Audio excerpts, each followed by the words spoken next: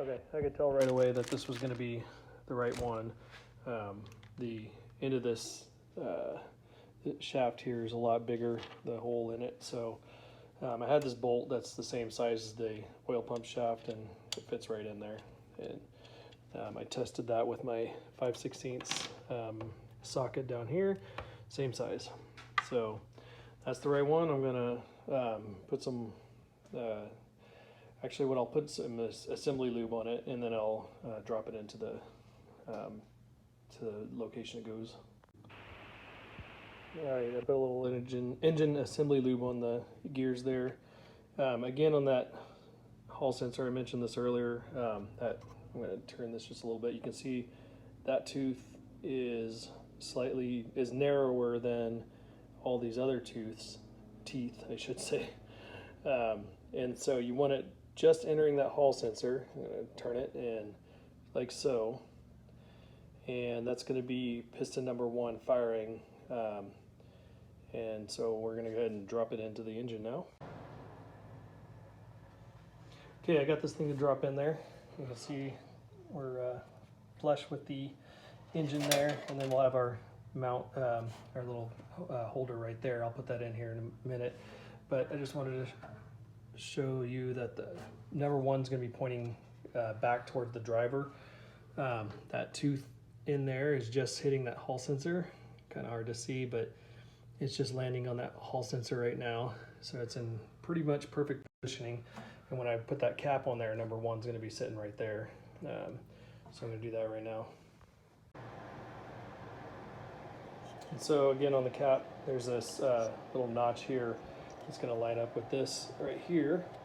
And so it's the only way this cap will go is just like that. And now it's sitting on there where it's supposed to be. Oh, I just changed my timing. But that's okay, you just leave it loose at this point. And we're gonna adjust timing as we get things running. And as things go, this little hold down didn't come with the kit. So a lot of people are gonna have this already. Since my engine was built, I didn't have one. So I just picked it up. It was just a couple bucks from, I think, like CJ Pony or Summit. I can't remember where I got that one. The bolt itself, I actually just had laying around 5/16, 18, which is a lot of the bolts. And I'm just gonna go in there, and I'm just gonna leave this bolt finger loose, or finger tight, I guess, depending on which way you wanna do it. It'll be fairly loose in here so that I can turn the distributor and adjust the timing. Got a load of stuff from Summit. So this here is the Holley fuel injection pump. So I should say fuel pump for the fuel injection.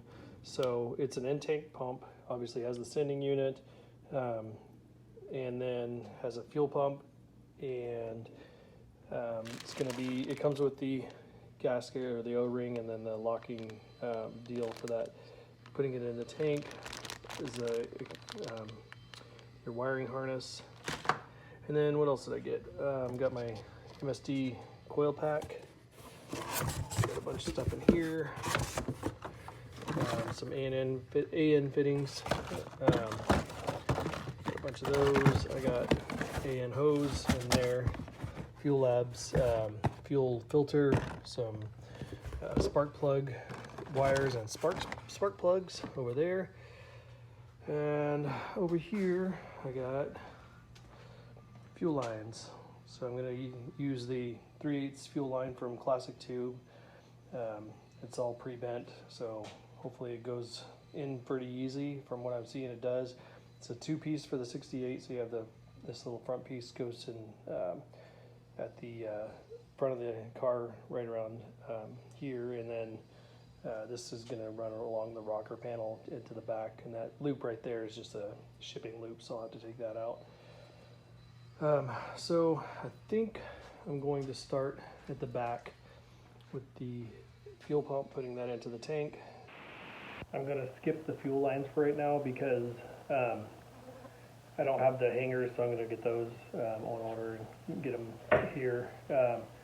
So I'll put in the fuel pump, head to the front of the engine, and then I'll put in the spark plugs, get the spark plug wires ran, because I already got the distributor on. That'll be another part of this video, I think.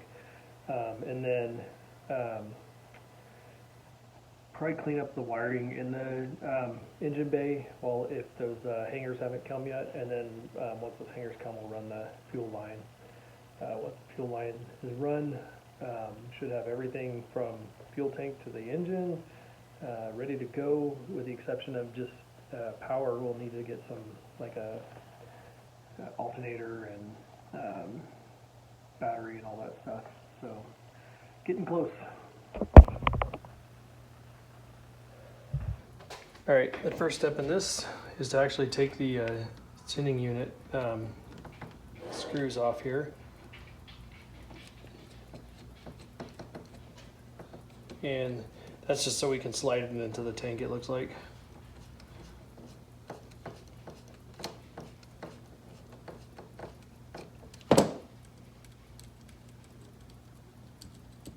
Let's set these aside. Just gotta remember that ground wire was on that top one.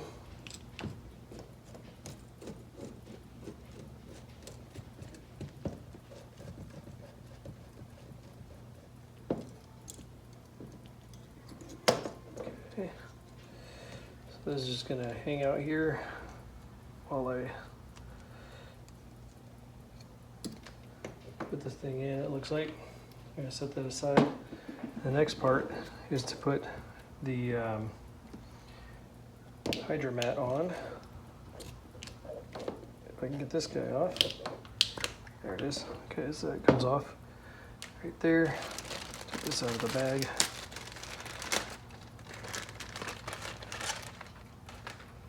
And then that has a little plug in it. Put that off. And it just goes on like so. There's a guide that kind of locks onto right there as well. Keeps it in place. Get it on there securely if I can. Okay, that's as far as it goes. And we're going to take this and put it in the tank at this point. It's always good to take a look around when you get underneath the car or anything like that. Saw this little puddle underneath the Quick Performance and felt around. It feels like the plug underneath was leaking, so I'm thinking they probably didn't put it in all the way, and I filled it up, and so I need to get in there and tighten that plug up, and that'll stop that little drip. So first we want to come in with this hydromat, and the trick is to do it without tearing it.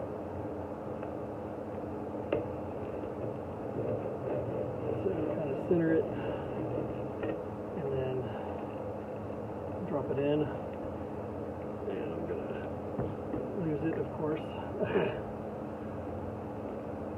that back on there.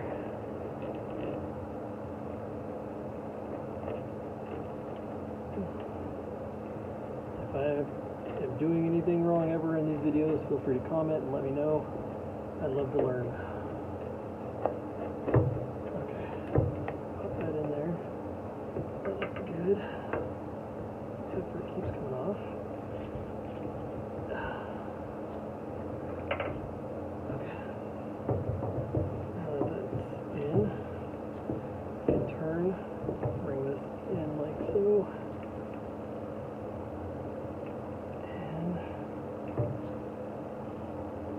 Once we get to this part where the sending unit goes, we're just going to set it right here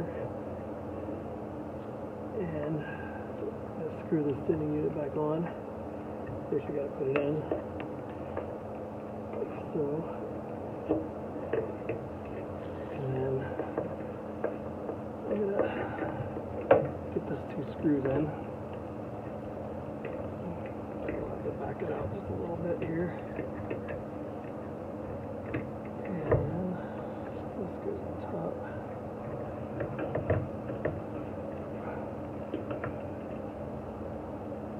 So fun working in tight spaces. And I missed. Don't forget to put your ground wire back on there. I'm going to put this on here. Get a couple of threads in on that. Get the other one. Get a couple of threads in.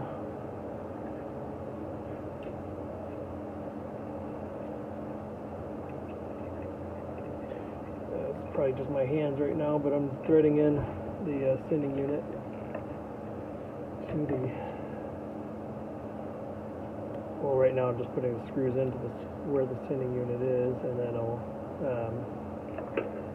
screw that onto the rest of the unit here as I drop the screw.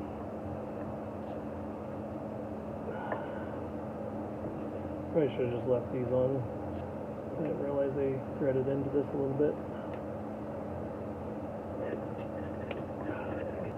Okay, got a couple threads in there. Those will sit there now. I'm going to put this onto here. And I'm just going to get my screwdriver. So let's see if I can get it to bite. Yeah, it looks like it's going to. Cool. Pretty straightforward so far. Let's see if I didn't tighten that all the way. I left it fairly loose in case it needs to pivot for this screw. It feels like it doesn't. So.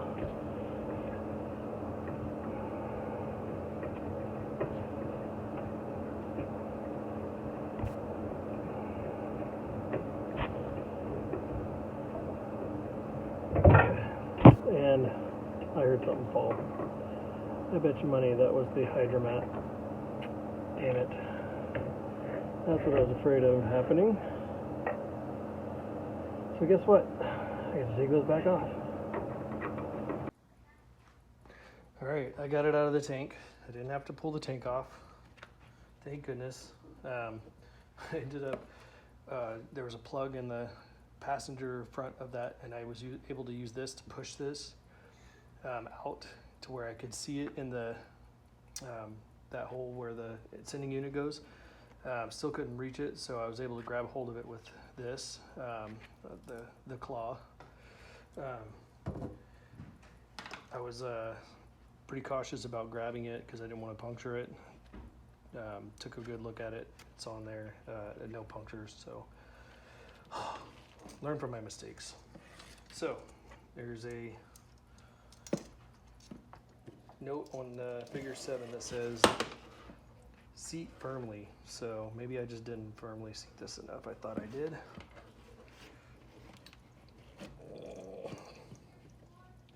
I mean, I'm pushing on that pretty good. But it feels like it's still, I guess it's on there. I mean, let's see if I can get it to,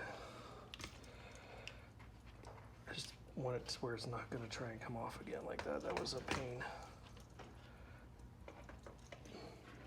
Okay, now I'm pulling on it with pretty good force and it's not coming off, so I think I have it now. I'm gonna give this another go. Alright, so now that I got that back on there and hopefully firmly on there now, round 2. Fight!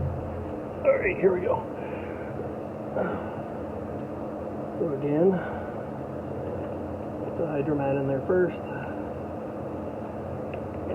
Make sure I'm not making any holes in it, punctures or anything.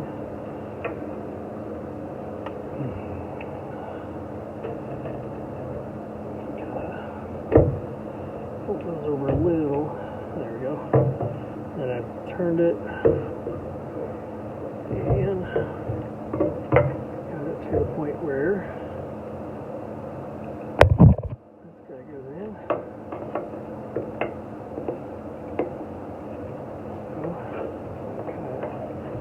Hold this time so it doesn't put pressure on that hydromat. I'm thinking that might have been part of the issue.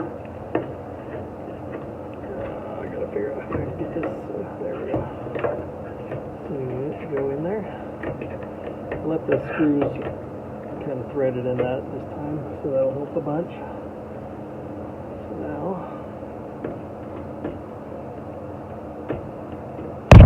oh, bumping my camera. Screw this side in.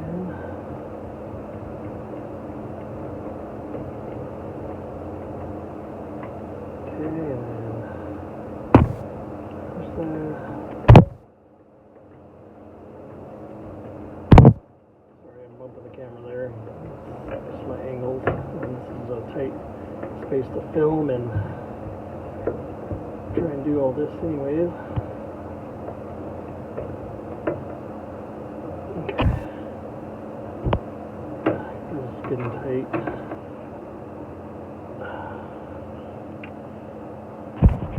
Alright, now with that there, I should be able to slide this in like so.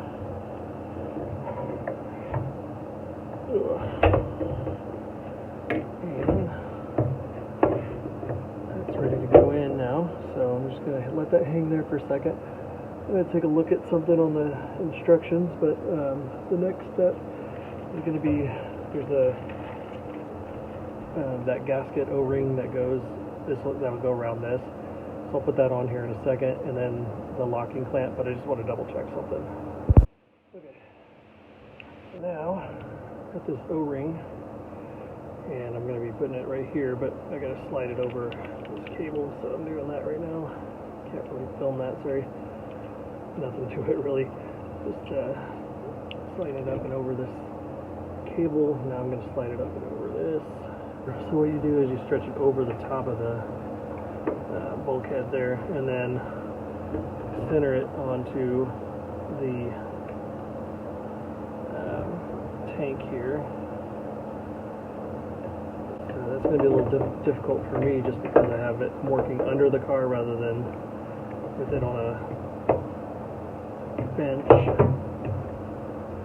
Okay, I think I just got it in there. Feels pretty good. Must be on the alignment tab, so that's good. So now that I've got that on there, and then I'm going to put this ring on.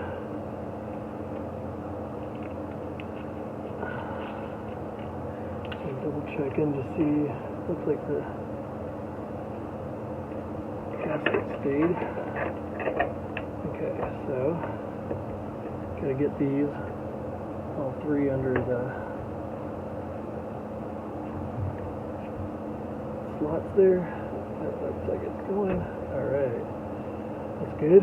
Now I can use a screwdriver to kind of push it a little further. I'm going to push this right into my face. How's that? How about I go this way?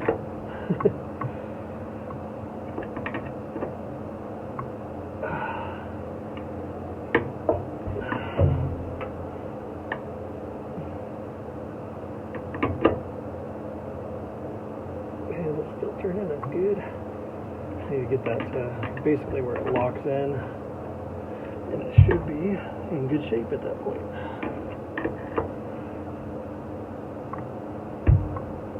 Alright, and that's as far as it'll go because there's a little lip at the end of these, and that's as far as it'll turn. It's right onto that lip. Just making sure it's locked in. Good shape. Everything's where it should be. Alright, now with the fuel pump in, I'm going to put in the spark plugs.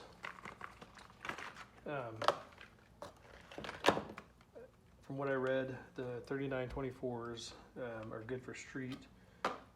3923s if you want to go on the track.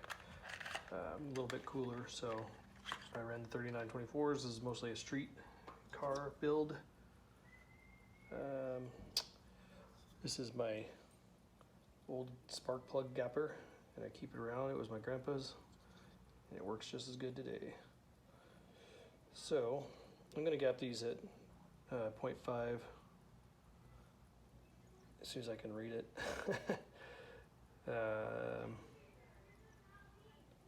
Well, this one goes to 0.45, And that's as far as it goes. Based on that, it's about where they're gapped right now is 0.45. And from what I read, you could be anywhere from 0.38 to 0.55 on this 4-weight stroker with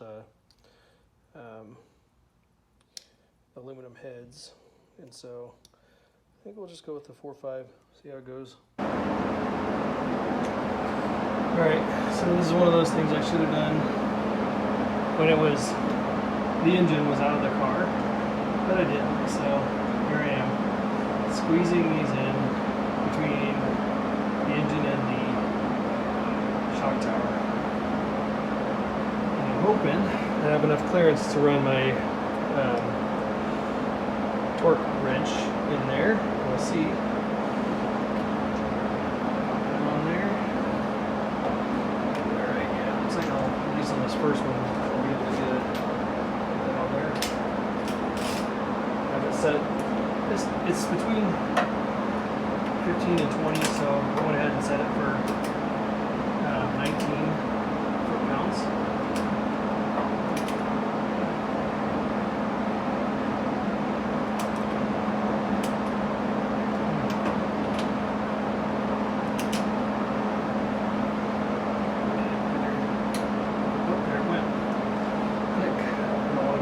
Those are aluminum heads. I want to be extra cautious. Alright, now that I got the plugs in, you can see they're in over here, tightened down to 19 foot-pounds is what I ended up doing. My dilemma now is how I'm going to clean up these cables. These guys right here go to the coil, so if I keep this big kind of connector here back on the back side of the rail like I was thinking, I'm gonna have to mount the coil over here, which we already have the water outlet here, and then we don't know what accessories, it'd probably be our alternator on this side, and then typically you'd mount it on the driver's side over here, which means I'd have to pull this up this way, and I just think that's ugly sitting in the middle there, because then the cables for the coil would reach to where they need to, but again, I think that's ugly. I'd have to take this dongle in between out. So I think what I need to do is buy my accessories, see how they're going to sit on here, see if I can get I have a coil bracket that I've ordered, so see where that's going to be able to be mounted and work for this. You know, there's other options. I can get a longer cable for the coil from the distributor and then mount it like either in the inner fender or on the firewall. Not sure if that's what I want to do yet. But it's keeping me from cleaning up these cables, which I'd like to clean up these cables so that I can put the spark plug cables on. So I think I'm going to go ahead and leave these the way they are right this minute until I make those decisions, and go ahead and run the spark plug cables up and around the front, and then down to the spark plugs on each side, and kind of get everything loosely routed, and then decide where I want to go from there. These spark plug cables are Ford Racing. I went with those just because they got good reviews on Summit. They look like they were marked right, and I also like the color of them. They kind of got that black and red theme going on their hood here. They're labeled on the rate, so follow that and go from there.